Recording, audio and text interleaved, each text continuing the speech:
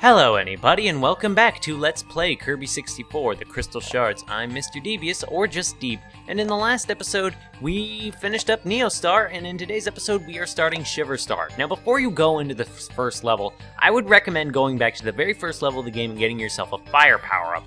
Also, I don't know if you noticed anything particular about the planet that we're on, but, well, I'll point it out later. So, we come to this beautiful winter snowscape, and we have fire, and that's great. And we need the fire for the same reasons that we needed ice in the volcano in the previous level, and that's because we needed to hold it for the entire level, and then what did we need to do? We needed to hold it for the entire level to break open a thing that needed ice in order to be used. And in identical purposes, there is a block in this level that I am just taking so many bad hits. There is a crystal shard in this level that needs fire up to break through in order for us to get it. So we will get that when we get it. Now this level is, or rather this world, is a notable, I wouldn't say spike in difficulty, but with the snow raining down from above, it can keep you on your toes. There's more coming at you, there's more for you to be paying attention to, and it's easy to get caught up in the cute, calming aesthetics of the winter snowscape and just the beautiful things, and oh god, birds. Birds are nightmares. But anyway, we come to this ladder, and we come all the way up, and there are pterodactyls flying at us on this snowy, beautiful... I like ice levels. They get a lot of crap in games, but I actually really like ice levels. Even the ones with, like, the slippy, slidey mechanics. Just, I love the atmosphere of cold places. I don't like being cold. I hate being cold, but... Oh god, and Waddle Dee is not very careful with his toboggan, and now we are in a riding section. If I remember correctly, this one is more difficult than the other high-speed sections of the game, but I could also be completely crazy because high-speed sections in games, as said by VGM Corrin, generally aren't too hard. Or if they are hard, they're ridiculous, like Sonic. So thank you for that, VGM Corrin, making comments on my videos. No one gave you permission. So you want to jump on top of that igloo, and your warning for that is Waddle Dee's little exclamation mark, and that's how you get that crystal shard. This part is pretty fun. There's a lot more gaps, and yeah, I was right. There are many more gaps and things for you to fall into and take damage from, but you're gonna hit that and go flying. And Waddle Dee dies again. Now in here we have a giant snowman, but we also have that block up there, but we're not going to worry about it yet because we are going to just crash into this dude. I kind of wish that I got a power-up from earlier in the level to combine with the fire, but that's okay. That's just the way things go sometimes. Definitely not as big of a problem as I think the block in the volcano was that needed ice, because, well, the thing about the one that needed ice is, well... there wasn't really good hinting for it, whereas fire melting ice is pretty obvious. I don't know, what do you think? I want to know. So, I'm actually going to show off the most useless power-up in the game right here, after I swim around down here in the cold water. Don't ever do this in real life, obviously. You will die if you swim under ice water, unless you're like some kind of mutant or super person. That is the ability. This is ice and fire. This is awful. You have barely... You have to stop moving, for one thing, so your forward motion is completely halted, and then the range of effect is actually quite minimal, so it's not going to hit many things around you, and it's just bad. See, that killed me. I don't know why that killed me, because there's a delay on the actual attack sequence. So don't use fire ice. It is the worst power-up in the game, bar none. I can't think of any power-up as bad as it is. So instead, we're going to get more ice again. I like ice. And, of course, as said before, ice freezes enemies and allows you to kind of boot them forward throughout the level. So that's nice. This is actually probably a good opportunity to use ice and blade again, to skate around again, but I don't think I'm going to do that because I don't really want to. And you can't stop me. It's just generally a good defense thing, and there's a Gordo down there that I was not paying attention to. Now, our last crystal shard for this level is somewhere around here, hence my checking, but it's not over here. And as I've shown before, Ice and Blade the skates are useless underwater, so that's why I'm kind of hesitant to get them, because we are going to be hanging out underwater for a little bit. I was not careful there. That is my own fault for taking damage. But I know that you have to go through one of these tunnels in order to get the crystal shard. And there it is, right over there. I was right. I'm always right. Always bet on Mr. Devious. Or just Deeb. Boot that way. And let's get out of this frozen, terrible place. Why would you ever do this? Why? Kirby is not a very sensible person. That Gordo nearly hit me for the 3rd time. But the other thing did, so it's okay. It all balances out. My terribleness. My terribility. What am I even saying anymore? This is getting a little bit punchy, so let's just hopefully finish up this level. And because I think this is the end of the level. We got all the crystal shards. Nope, it's still going. This is actually a very good section for the snowball that I used before in the volcano, because you can just kind of roll past everything. But it's also a good section for the ice skates, because it's pretty good terrain for it, I think. And it's just generally fun. And there are these snakes that are just knocking boulders down at you, the little jerks. But your arc with the snow, with the skates, is just perfect for getting over these. So actually the snowball ability is good up until you start running into snakes knocking down boulders, because the boulders will break your snowball and you will take damage. Or you can just get flattened regardless, like I just did. So that's great. And again, because these little platforms here will block you. I need to stop dying now.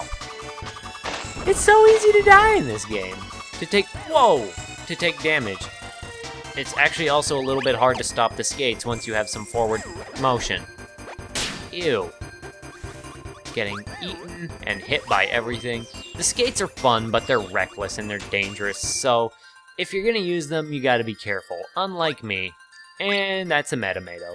And Kirby got a full heal. I was going for the card, but because I didn't need the thing, the Metamato, whatever, let's go on to the next level. And now we get this bouncy, cheerful music, and we've reached the top of a mountain. And why are we up on this mountain? Is because we're not actually doing another ice level proper. We are doing a sky level. I hope you like sky levels, because that's what we're doing. We get this nice little pan of the goo in there. And those little green launchers do have names. I forget what they are, but they're pretty weird. They're like Zarbon or Zevon or something. So we're up in the clouds. Clouds works with a fairly cold aesthetic, of course, because you're high in the atmosphere and everything is cold. And don't use the skates here. I'm going to get rid of that because you want to be able to preserve your ability to fly. And if you are skating around at the speed of sound, you are going to fall and you are going to die. I'm going to get bombs to start with. And I'm going to chuck bombs at things, because chucking bombs at things is how you go to jail. If you throw bombs around, you'll get in trouble. In fact, I think I will combine bomb and bomb to get ourselves missiles again, because missiles are just generally a very good power-up. You fire them around, and you can hit a lot of stuff. Now, you also need to be cautious here, because you want to fall in that hole specifically to get that crystal shard that's just kind of hanging out down there. Always be wary of holes. Sometimes holes will take you to great and wonderful places, but sometimes holes are dangerous and will screw you, and they will not give you back what... Never mind, this is awful. So we're going to continue flying up through the clouds, avoiding pterodactyls. This is actually a bit easier than I remembered it. The thing about sky levels in most games is they're usually really hard, especially in platformers, because there's a lot of chances for instant death. Now, this is true for Kirby games as well, but with the added condition that because Kirby can fly, he has a lot more chances to save himself than in most other games in this regard. Now here, we're flying around, and we want to fire up here. And that is how you get that crystal shard. You can also fire around to the other locations for other various prizes and things, but we don't really need any of it, so I'm just going to keep firing up. And that will continue on to the next portion of the level.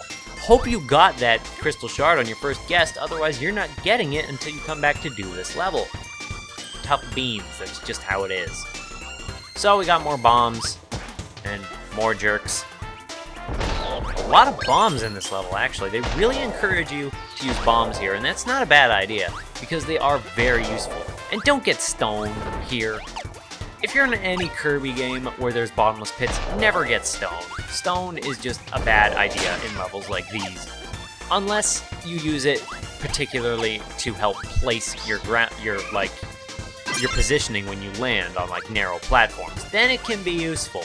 In the same sense that ground pounding can help you kind of figure out where you want to land in a Mario game, or a Yoshi game, or well, you know.